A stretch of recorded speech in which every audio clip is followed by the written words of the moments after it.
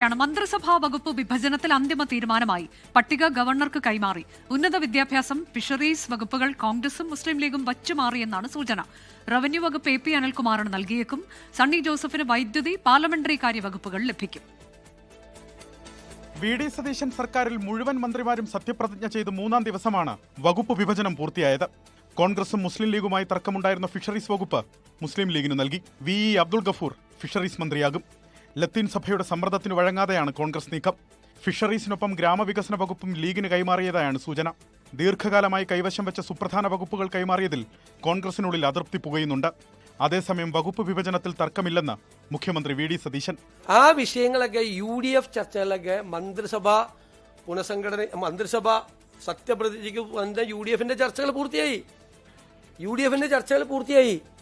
ഏത് മന്ത്രിസഭ സത്യപ്രതിജ്ഞയ്ക്ക് മുമ്പ് ഉന്നത വിദ്യാഭ്യാസം ലീഗിൽ നിന്ന് കോൺഗ്രസ് ഏറ്റെടുത്തു. റോജി M ജോണിനാണ് വകുപ്പ്.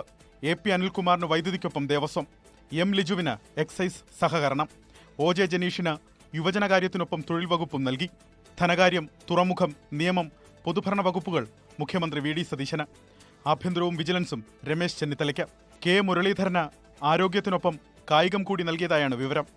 PC വിഷ്ണുനാഥ് ടൂറിസം സാംസ്കാരികം, സണ്ണി ജോസഫ് റവന്യൂ, PK കുഞ്ഞാലിക്കുട്ടി വ്യവസായം IT, ജലവിഭവം മോൻസ് ജോസഫ്, കൃഷി T സിദ്ദിഖ്, വനിതാ ശിശുക്ഷേമം ബിന്ദു കൃഷ്ണ, പട്ടികജാതി ക്ഷേമ വകുപ്പ് KA തുളസി, വിദ്യാഭ്യാസം N ഷംസുദ്ദീൻ, ഗതാഗതം CP ജോൺ, വനം നൈപുണ്യ വികസനം ഷിബു ബേബി ജോൺ എന്നിങ്ങനെ വകുപ്പുകൾ വിഭജിച്ചതായാണ് വിവരം.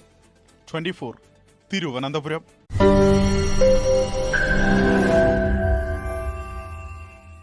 ലോകത്തെവിടെയായാലും ഏത് സമയത്തും 24 വാർത്തകളും ഓഗ്മെന്റഡ് റിയാലിറ്റി പാക്കേജുകളും എക്സ്പ്ലെയിനറുകളും വിശദമായി കാണാൻ ഞങ്ങളുടെ YouTube ചാനൽ നിങ്ങൾക്ക് സബ്സ്ക്രൈബ് ചെയ്യാം.